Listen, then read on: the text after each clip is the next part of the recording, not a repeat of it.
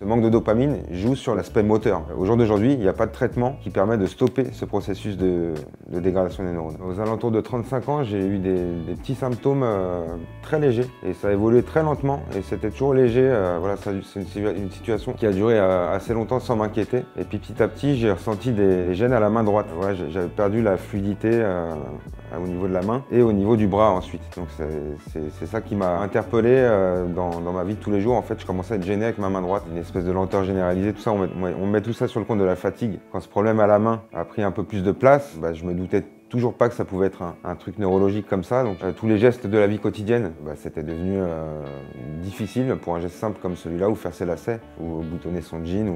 Je m'aperçois en lisant que, je sais pas, sur une liste de 20 symptômes, j'en coche 19,5. Je me suis dit, je vais aller chez le médecin quand même voir ce qu'il y a. Donc on a commencé par ratisser super large, bilan de santé, et donc me voilà chez la neurologue. Tout ce que font les neurologues pour essayer de voir s'il y a des symptômes parkinsoniens, c'est des gestes comme ça. Et côté droit, c'était très lent, confirmation d'un syndrome parkinsonien avec atteinte sévère bilatérale. Ça reste une petite partie des personnes touchées par la maladie qui ont mon âge, mais cette petite partie grandit au fur et à mesure du temps, des années. On a tous dans le cerveau des neurones qui fabriquent de la dopamine. Quand on est atteint de la maladie de Parkinson, il y a un processus qui commence, donc il y a un processus de dégradation de ces neurones dopaminergiques. Ça joue sur les mouvements du corps, sur les mouvements innés comme le fait de balancer les bras quand on marche. Ce manque de dopamine joue sur l'aspect moteur.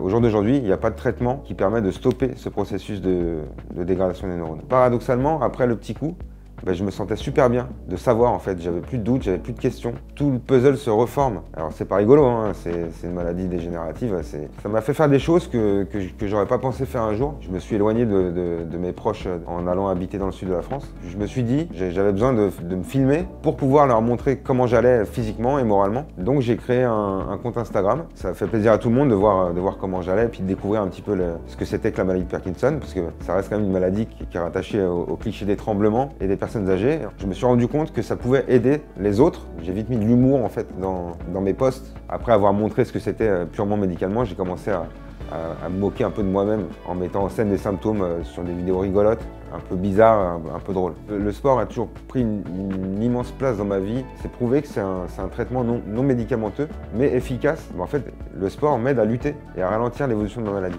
Mais en fait, moi, je le fais pas avec plaisir. Et je me suis dit, mais si je veux aller toucher un plus grand nombre, pourquoi je n'irais pas contacter des clubs professionnels pour me servir de porte-voix un peu. J'ai fait un projet qui s'appelle Un Parki chez les pros. C'est un projet d'immersion. En créant ce compte et en parlant de la maladie, j'ai reçu des messages privés qui me posaient des questions médicales. Donc je me suis dit, je vais essayer de contacter des soignants qui vont pouvoir répondre à leurs questions mieux que moi. J'ai eu l'idée de faire une espèce de petit journal, le journal du Parki positif. Moi, ça me fait du bien de parler. Peut-être que ça peut rendre service aussi de connaître d'autres histoires, me rendre service à moi et rendre service aux autres.